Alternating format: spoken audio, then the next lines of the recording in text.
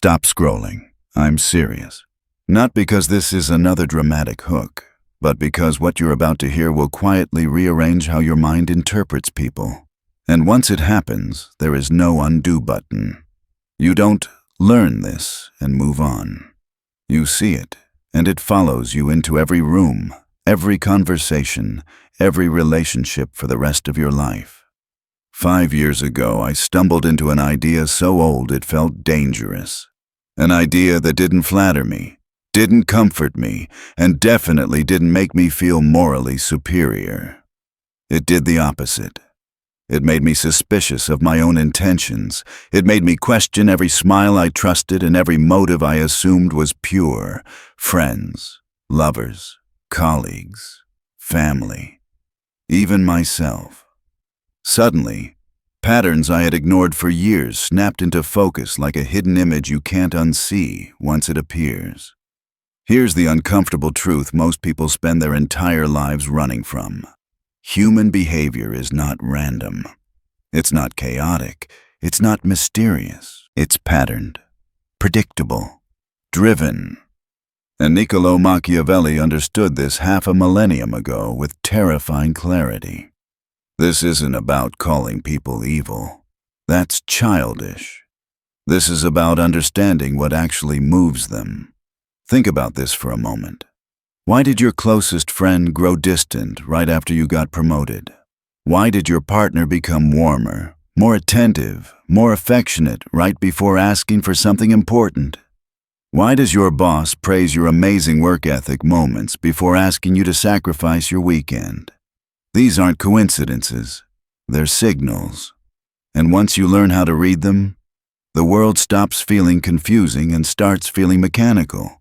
But before we go any further, I need to warn you.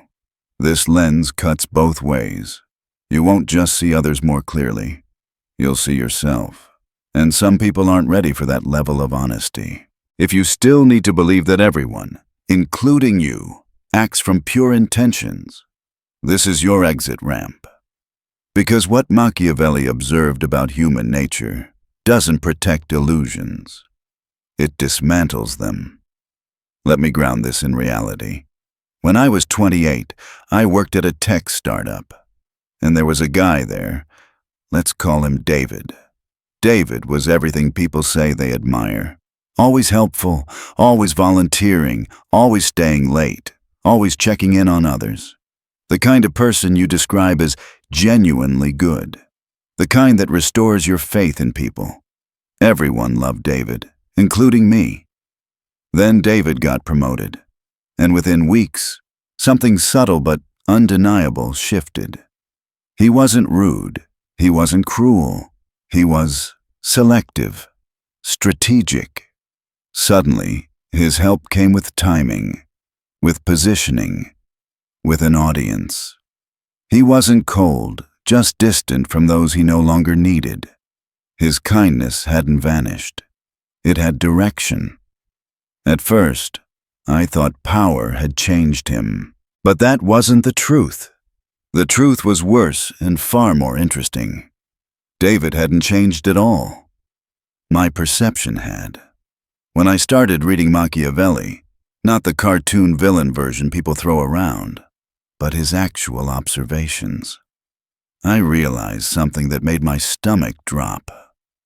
David's kindness had always been doing work. I just didn't know what kind of work. Every supportive word, every helpful act, every late night. It wasn't fake. That's the mistake people make. It was functional. It was positioning. It was advancement disguised as virtue. And the scariest part? He probably didn't even know he was doing it.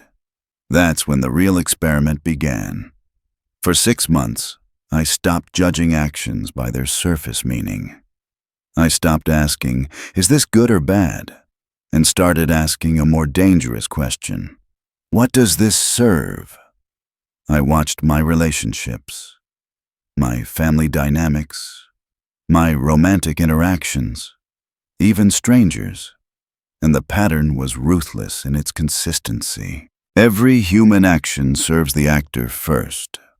Not sometimes, not usually, Always. I know your mind is already resisting. Good. That means it's working. You're probably thinking about charity, about sacrifice, about love, about parents giving everything for their children. I thought the same things. But Machiavelli understood something most people never slow down enough to examine. Self-interest doesn't always look selfish. A parent who sacrifices is fulfilling a deep psychological need for purpose, identity, legacy, meaning. A person who gives to charity is reinforcing their self-image, their sense of worth, their place in the social hierarchy. This doesn't make these actions fake. It makes them human. Think of it like gravity. Gravity doesn't care whether you're a saint or a criminal. It operates the same way every time. Human motivation is no different, and once you stop moralizing it, you can finally understand it. This is where everything changes. Because when you stop seeing actions as nice or mean and start seeing them as solutions to internal needs, confusion evaporates. Betrayal hurts less. Mixed signals make sense. Disappointment loses its sting. You're no longer surprised when people act in their own interest because you expect it. Machiavelli didn't say people are evil. He said they are predictable. And predictability is power. Imagine walking through life with X-ray vision, not to judge, not to manipulate, but to see. To understand the engine behind the behavior, to know why someone leans in and why they pull away, to stop taking things personally that were never about you to begin with. Most people live their entire lives trapped in the story level, what others say, what they claim, what they perform. But the moment you step beneath that surface, you enter a different world, a colder world, a clearer one, and once you're there, you can never go back. This is the door you just opened. Once you accept that every action serves a need, the next question becomes dangerous in the right way. How do you see the need without getting lost in the story? This is where most people fail. They hear words and mistake them for truth. They watch behavior and judge it morally instead of structurally. Machiavelli didn't do that. He ignored the performance and studied the machinery underneath. This is where the real framework begins. I call it the real motivation matrix. Not because it sounds clever, but because once you understand it, human behavior starts behaving like a system instead of a mystery. 3 layers. Every action. No exceptions. The first layer is the story. This is the explanation people give you. Often, the explanation they give themselves. I'm just trying to help. I care about you. I thought it was the right thing to do. Stories are comforting. Stories preserve identity. Stories allow people to feel good about what they're doing without interrogating why they're doing it. And here's the key insight. The story is rarely a lie. It's just incomplete. The second layer is the strategy. This is where intention becomes functional. What is this action actually trying to accomplish in the environment? Not emotionally, practically. Advancement, control, approval, safety, image management, conflict avoidance, leverage. Strategy doesn't require malice. It requires awareness or instinct. Many people operate strategically without ever admitting that's what they're doing. But the outcome doesn't change just because the actor is unconscious of it. The third layer is survival. This is the deepest layer, the one people almost never want to look at, because here morality disappears and biology speaks. Status, security, belonging, autonomy, recognition, power, purpose. These are not learned desires. They're wired. They're ancient. Strip away culture, politeness, and modern language, and you'll find the same drives running the same code. Here's the question that collapses all 3 layers into clarity. What does this person gain? Not what do they say they gain. Not what they think they gain. What do they actually gain emotionally, socially, psychologically, or materially by acting this way? Let me show you how this plays out in real life. You know the overly helpful friend. The one who always shows up, always remembers, always offers advice you didn't ask for, always insists on being involved. On the surface, the story is simple. I care. I like helping. That's just who I am. But look closer. The strategy is dependency. By becoming indispensable, they reduce the risk of abandonment. They secure a permanent role in your life. And the survival need underneath? A fear of being irrelevant. A hunger to feel needed. Valuable. Non-disposable. This isn't manipulation in the cartoon sense. This friend genuinely believes they're just being kind. But watch what happens when you stop needing them. Watch the discomfort, the subtle withdrawal, or the sudden creation of new ways to help. Their behavior will tell you what their story never will. Or take the modest high achiever. They get promoted and say, "I just got lucky." They win an award and credit everyone else. They downplay success while quietly stacking achievements. The story is humility. The strategy is brilliant. They maintain likability while climbing the hierarchy. They avoid resentment while accumulating status. The survival need underneath? Recognition without rejection. Power without social punishment. Notice when the modesty appears, rarely during failure. Almost always during victory. That's not coincidence. That's calibration. Then there's the brutally honest person. You know them. I just tell it like it is. Someone had to say it. I value truth. The story is integrity. The strategy is dominance. Brutal honesty bypasses the social cost of tact. It allows someone to assert superiority while disguising aggression as virtue. And the survival need beneath it? Control. Avoidance of vulnerability. A refusal to risk being misunderstood by softening the message. Pay attention to who they're honest about. It's almost never themselves. Once you see these patterns, something unsettling happens. You realize you're not exempt. That nice thing you did yesterday, ask yourself what it gave you. Relief from guilt. A boost to your self-image. Social credit. A sense of control. This isn't an accusation. It's a revelation. When you stop pretending you're above the system, you gain leverage inside it. And here's the paradox most people miss. Understanding self-interest doesn't make you colder. It makes you calmer.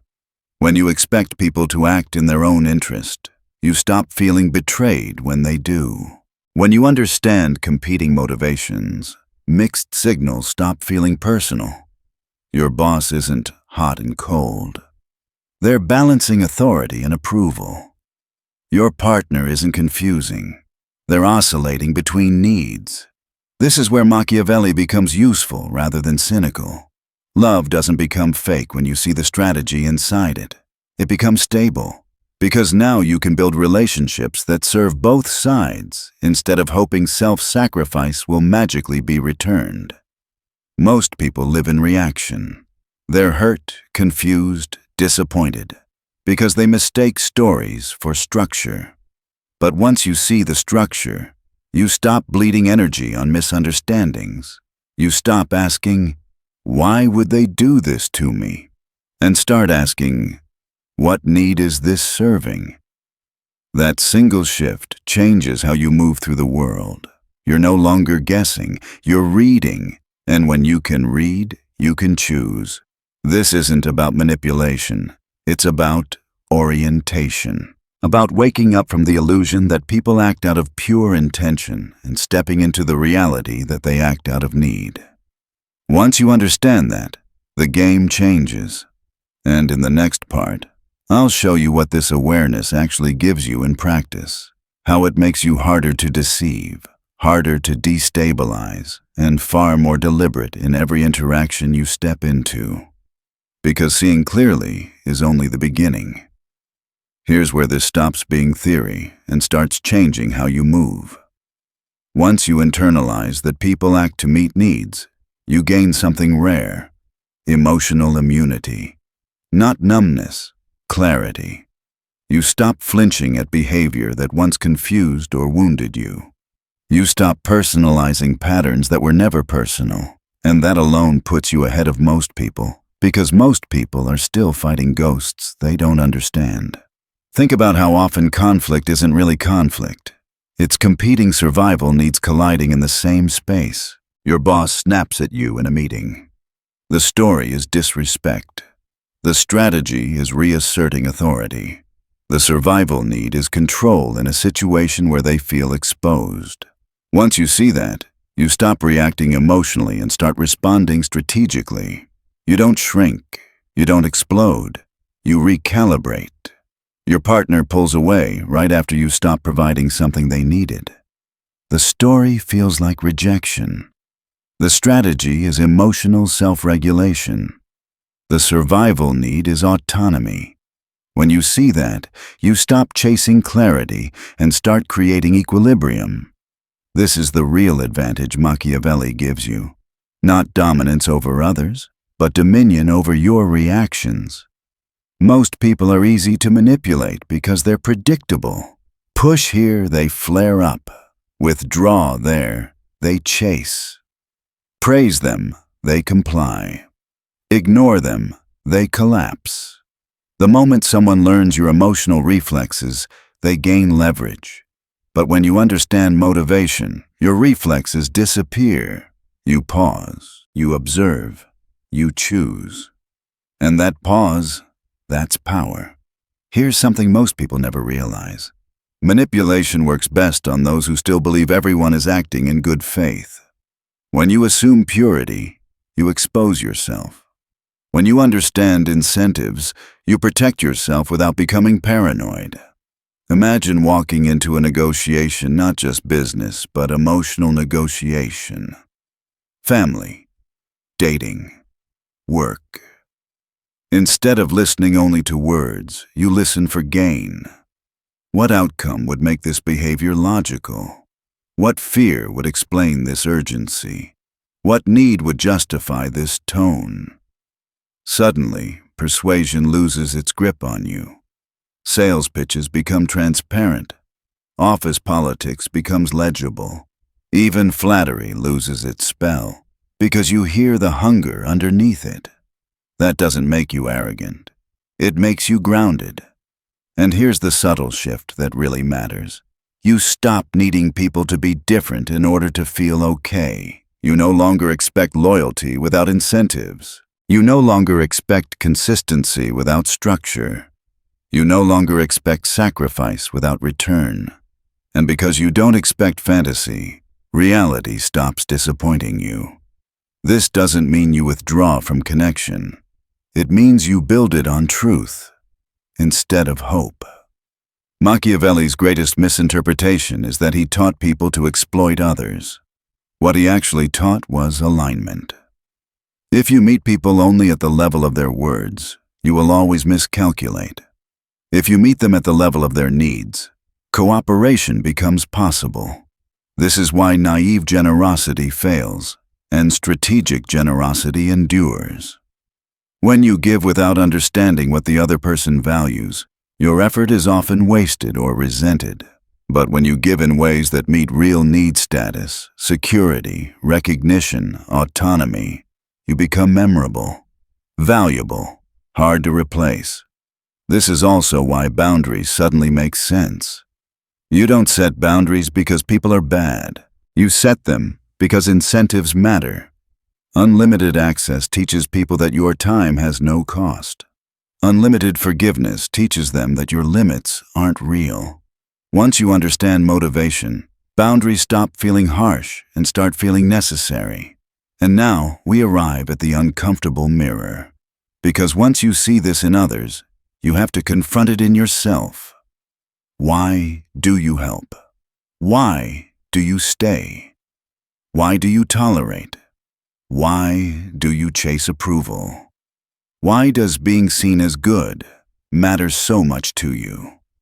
What need is that serving?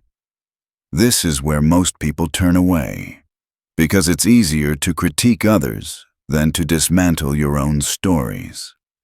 But here's the awakening moment. When you understand your own motivations, you gain freedom from them.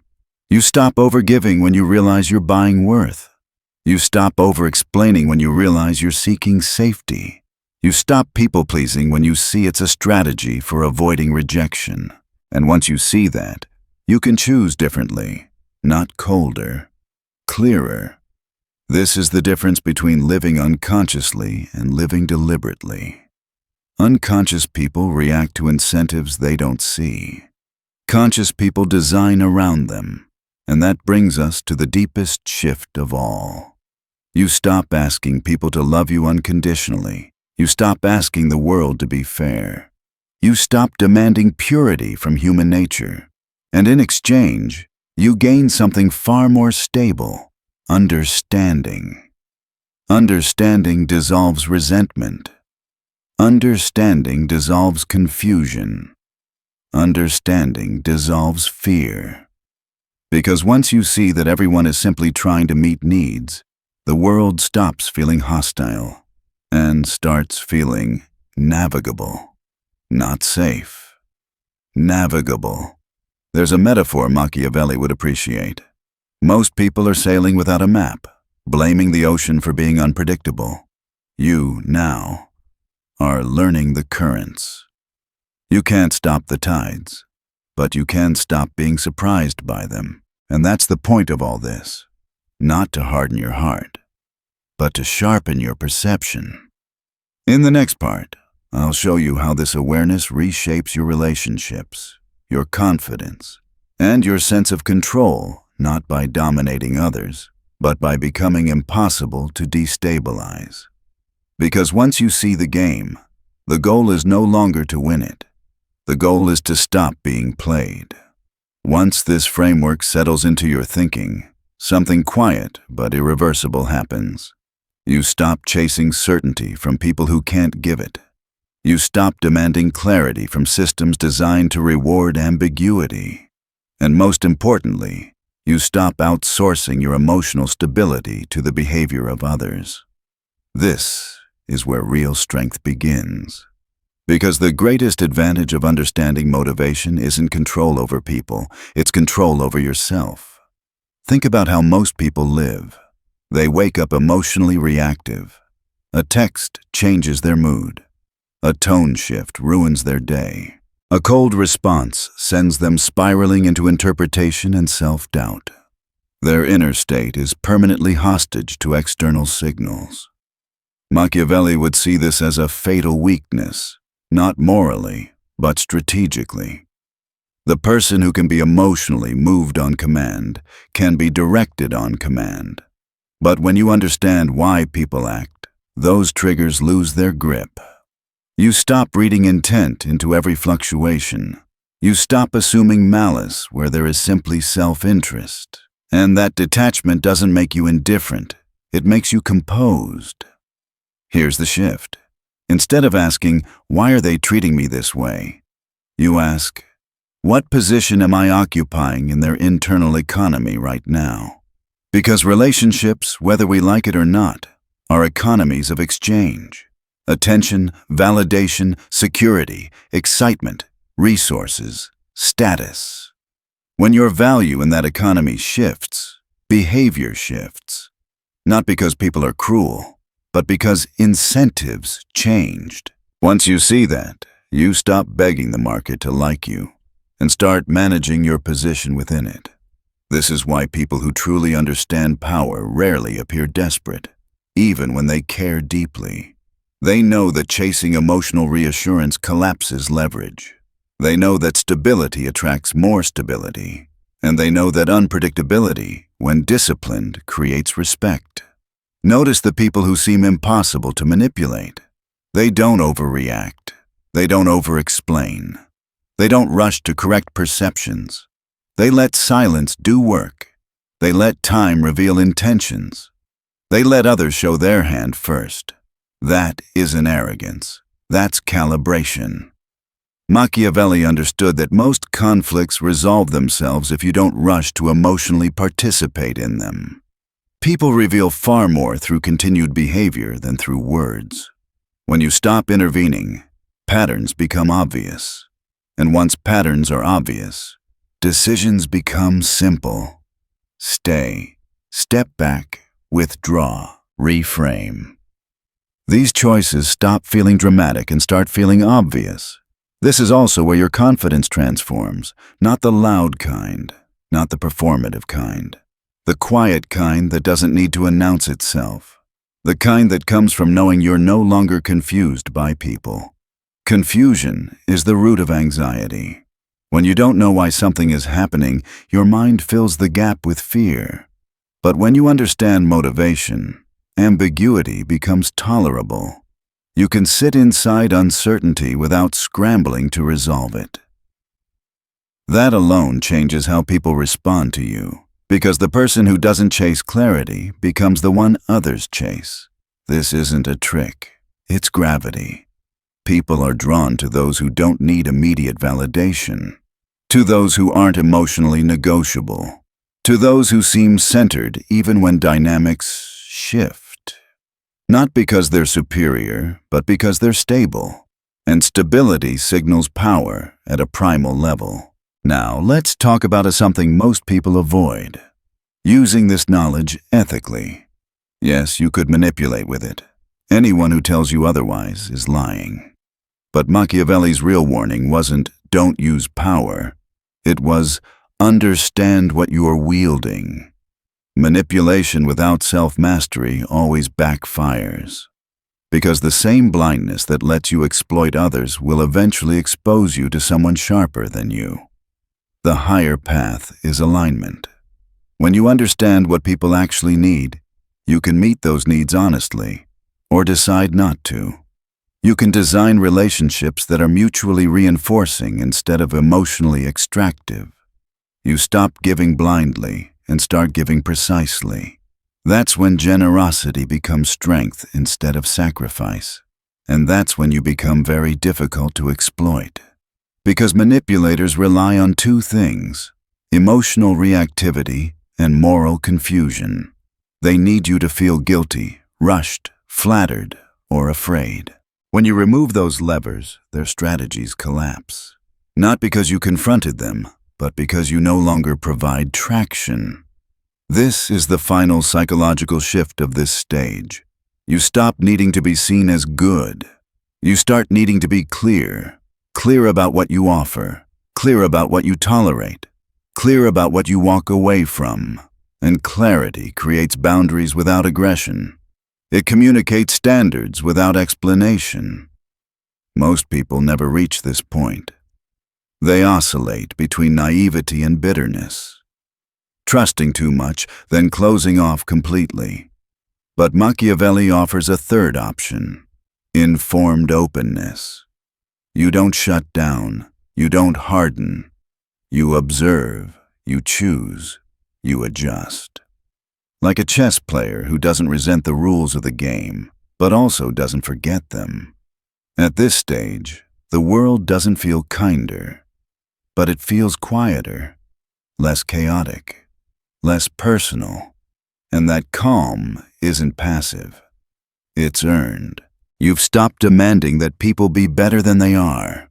And in doing so, you've become better equipped to deal with them as they are. In the final part, I'll bring this full circle, what it ultimately gives you, how it reshapes your sense of self, and why this understanding doesn't just change how you see others. It changes how you move through the world from this point forward. At some point, without ceremony or drama, you realize something inside you has stabilized. People are still people. They still disappoint. They still surprise. They still act in ways that once would have confused or hurt you. But now, those moments land differently, softer, quieter, as if they no longer have permission to shake your inner ground. This is what it means to truly see. When Machiavelli spoke about human nature, he wasn't trying to make you cynical. He was trying to make you free. Illusion is not innocence. It's dependency. It's the need for the world to behave a certain way so you can feel safe. And once that need dissolves, something rare replaces it. Calm authority over your own inner state. You stop expecting people to act against their incentives. You stop hoping virtue will override need. And in doing so, you stop being disappointed by reality.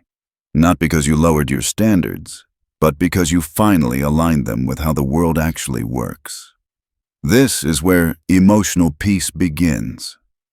You no longer waste energy asking why someone changed, pulled away, became distant, or suddenly leaned in. You understand that shifts in behavior almost always signal shifts in needs. Something was gained.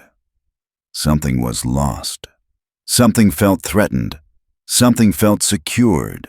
And once you see that, you stop making it about your worth. That alone is liberating. You don't chase clarity anymore. You observe. You don't interrogate silence. You let it speak. You don't rush to fix tension. You allow patterns to reveal themselves. Time becomes your ally, not your enemy. This is also where manipulation loses its power over you. Manipulation feeds on urgency, guilt, flattery, and fear. It needs you emotionally invested in a specific outcome. Approval, belonging, reassurance. But when you stop needing immediate emotional resolution, pressure has nowhere to land. You listen more. You speak less. You respond instead of react. And people feel that difference immediately, not consciously, but instinctively. Conversations slow down. Games lose momentum. Emotional hooks fail to catch. You're present, but no longer pliable. Calm, but not passive. Engaged, but not needy. This is the paradox Machiavelli understood long before modern psychology named it. The person who doesn't need the interaction controls the interaction, not through dominance but through independence. At this stage, you stop labeling people as good or bad. That framing becomes too crude, too emotional. You see patterns instead of personalities, incentives instead of intentions, needs instead of narratives. And once you do, resentment dissolves. Because resentment is born from unmet expectations, and you no longer expect humans to be more than human. This doesn't make you colder, it makes you more precise. You still care, but without illusion. You still connect, but without self-betrayal. You still give, but with discernment. You no longer overinvest in environments that reward extraction. You no longer chase affection that only appears when it's useful. You no longer confuse attention with commitment or words with intent. Life becomes quieter here, not empty, clear. Anxiety fades because anxiety feeds on uncertainty. When you don't understand what's happening, your mind invents threats. But when you understand motivation, ambiguity becomes information instead of danger. You stop asking, "What did I do wrong?" and start asking, "What changed in the structure?" And most of the time, the answer has nothing to do with you. This is where genuine confidence forms, not the loud kind, not the performative kind, but the grounded kind. The kind that doesn't need validation because it's built on understanding. The kind that doesn't rush to explain itself. The kind that lets others reveal themselves fully before deciding how close they're allowed to come. You become selective without being closed. Open without being exposed. Machiavelli's most misunderstood insight was never about selfishness. It was about predictability. People act in consistent ways when placed under similar pressures. Once you understand those pressures, the world stops feeling chaotic. Predictability becomes a map, and with a map, you stop blaming the terrain. You navigate it. You choose where to invest, where to withdraw, where to stay curious, where to walk away. From this point forward, a quiet question will arise in every interaction. What does this serve? Not cynically, calmly. That question will protect your energy, sharpen your judgment, and anchor your decisions far better than emotion ever could. You're not becoming ruthless. You're becoming awake. And once you see human nature clearly, the greatest power isn't control over others. It's never being confused by them again.